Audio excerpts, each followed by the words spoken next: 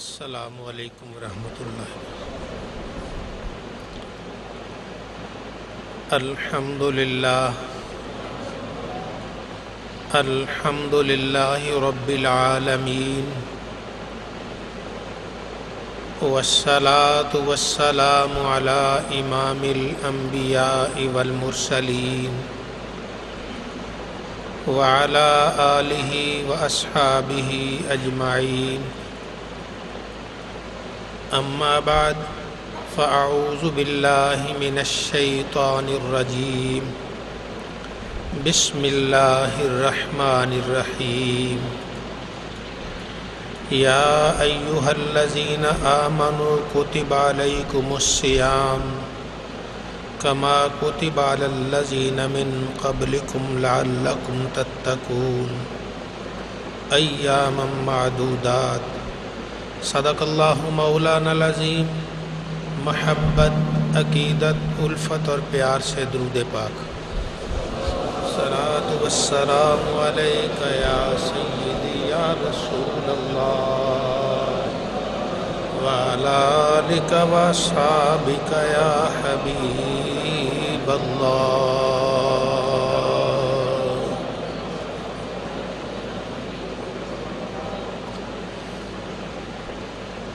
خیرات و برکات سے لبریز، رحمتوں اور برکتوں والا مہینہ رمضان المبارک آیا چاہتا ہے۔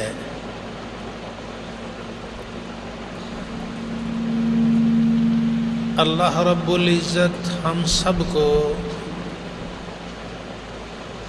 اس پاک ماہ کے قدر کی توفیق عطا فرمائے۔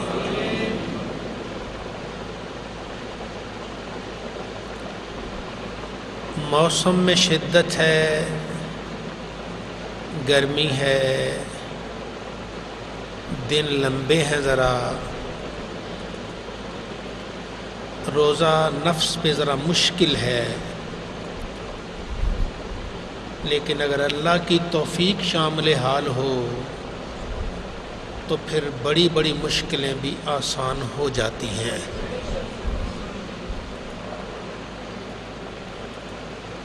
اور آج کے اس گرمی کے روزہ رکھنے والے کو اللہ رب العزت قیامت کے دن کی گرمی سے بچاتا ہے، جو 50,000 سال لمبا دن ہے۔ سورج سر پہ ہوگا،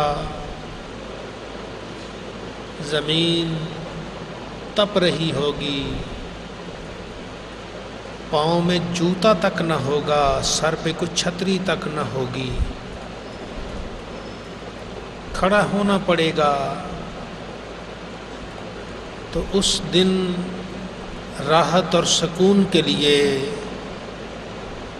اگر آج 14 یا 16 گھنٹے صبر کر لیا جائے تو اللہ رب العزت مہربانی فرمانے والا ہے، اور اس دن کی سختی سے اللہ ہر ایک کو محفوظ فرمائے۔ اسلام کی بنیاد جن 5 رکنوں پر رکھی گئی ہے، ان میں ایک رمضان المبارک کا روزہ بھی ہے۔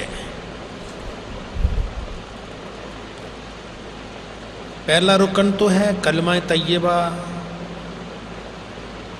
لا الہ الا اللہ واشہد ان محمدا عبدہ ورسولہ۔ دوسرا نماز قائم کرنا، تیسرا زکوٰۃ دینا، چوتھا حج کرنا، اور 5واں رمضان المبارک کا روزہ رکھنا۔ اللہ رب العزت ہر اہل ایمان کو یہ 5 ارکان صحیح طریقے سے ادا کرنے کی توفیق عطا فرمائے۔ ایک دو حدیث پاک سنیے۔ حضور نبی کریم صلی اللہ علیہ وآلہ وسلم نے ارشاد فرمایا، سیدنا ابو سعید خدری رضی اللہ تعالیٰ عنہ یہ صحابی رسول اس حدیث کو بیان کرنے والے کہ اللہ کے نبی کیا ارشاد فرماتے ہیں، من صام رمضان وعرف حدودہ وتحفظ مما کان ینبغی لہ ان یتحفظ، جس نے رمضان کے روزے رکھے،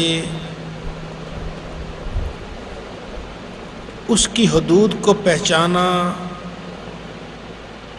ان چیزوں کا خیال رکھا جن چیزوں کا خیال رکھنا مناسب تھا، ضروری ہے۔ رمضان کے روزہ رکھا، اس کی حدود کو پہچانا۔ نبی عربی صلی اللہ علیہ وآلہ وسلم ارشاد فرماتے ہیں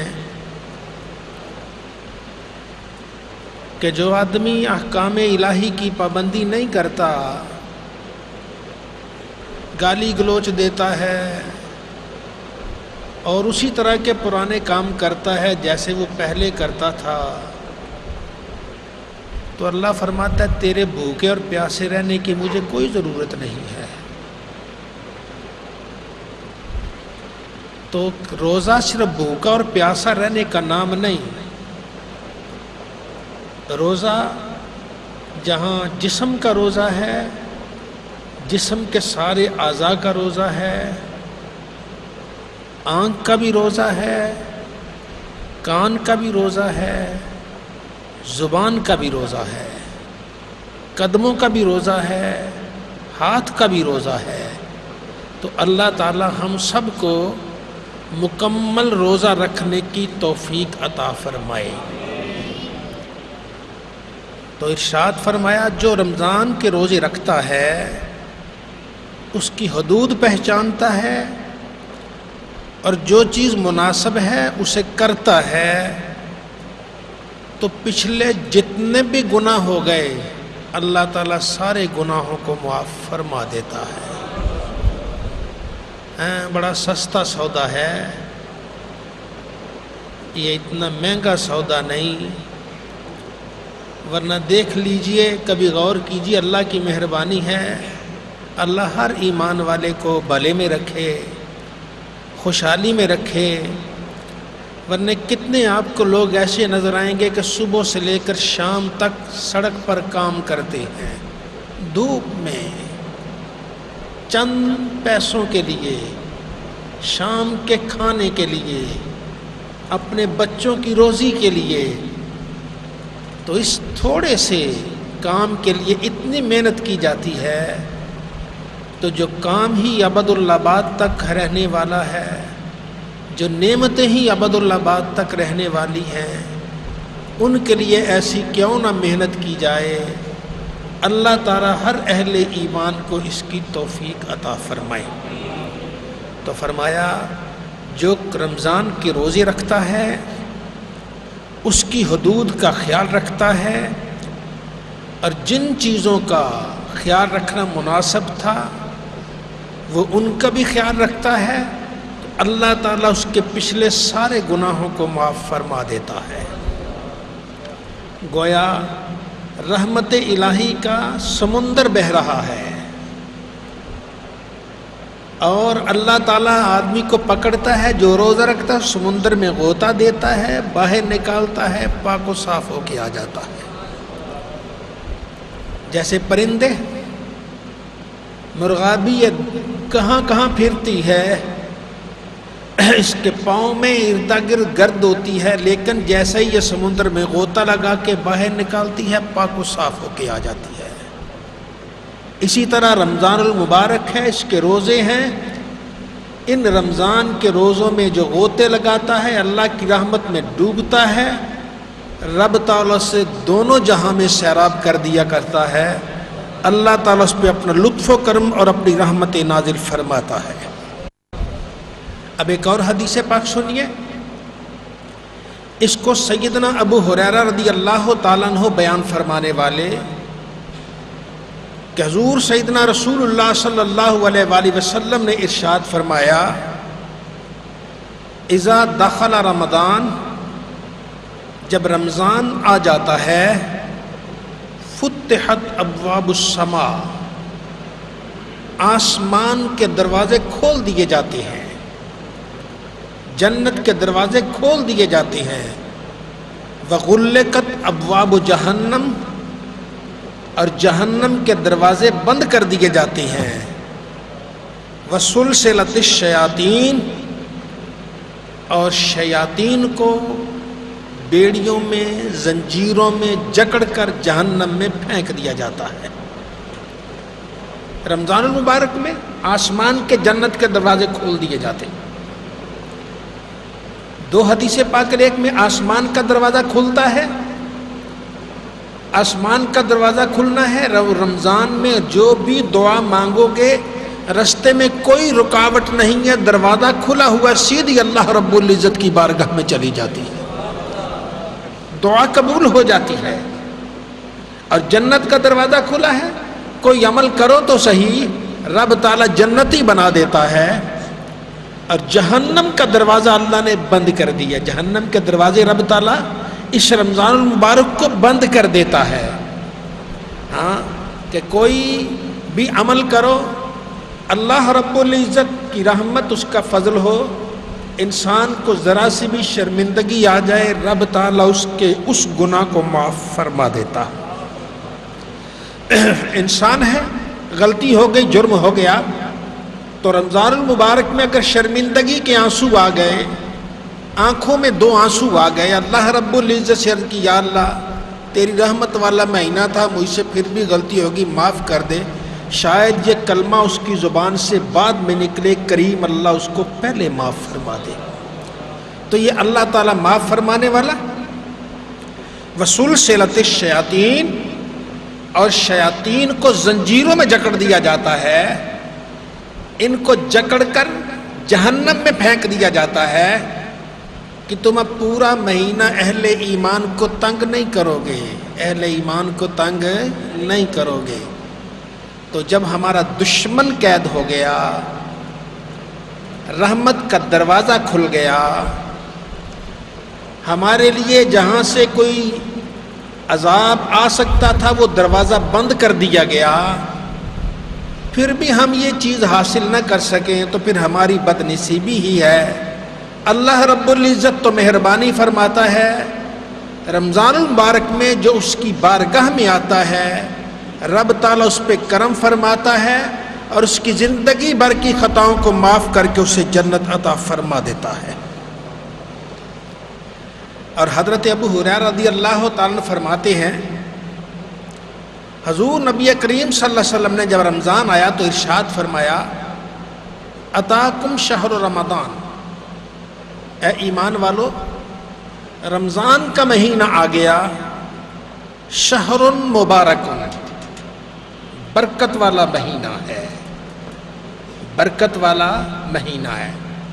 برکت کسے کہتے ہیں؟ تھوڑی چیز زیادہ آدمیوں کو کافی ہو جائے۔ کھانا ایک کا تھا، آدمی 4 بیٹھ گئے، اللہ نے برکت دے دی، چاروں کے چاروں کھانا کھا کے سیراب ہو گئے، تو اس ایک کھانے میں کیا ہو گئی؟ برکت ہو گئی۔ برکت یہ ہے کہ تھوڑی چیز زیادہ آدمیوں کو کافی ہو جاتی ہے۔ بے برکتی ہے جو کھاتے جاؤ وہ ختم ہو جاتا ہے۔ بعض ایسے لوگ ہیں کہ ان کا ماہانہ، ان کو جو کہیں ملازمت پہ ہیں، کس جگہ تنخواہ ملتی ہے، تھوڑی سی ہے، لیکن برکت اتنی ہے کہ گھر کا گزارا ہو رہا ہے، عزت سے گزارا ہوتا ہے۔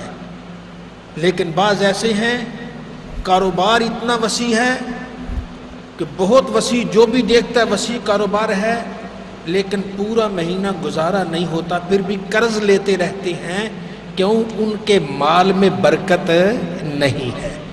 تو اصل چیز مال کی کثرت نہیں، مال کی برکت ہے۔ تو اللہ رب العزت ارشاد، اللہ کے پیارے نبی صلی اللہ علیہ وسلم نے ارشاد فرمایا، شہر مبارکن، یہ برکت والا مہینہ آیا ہے، اس میں تم ایک نفل پڑھو گے تمہارے سال کے پتہ نہیں کتنے نفلوں کے برابر ہو جائے گا۔ ایک نفل پڑھتا ہے انسان، ایک تسبیح پھیرتا ہے، سال کی نامعلوم کتنی تسبیحوں کے برابر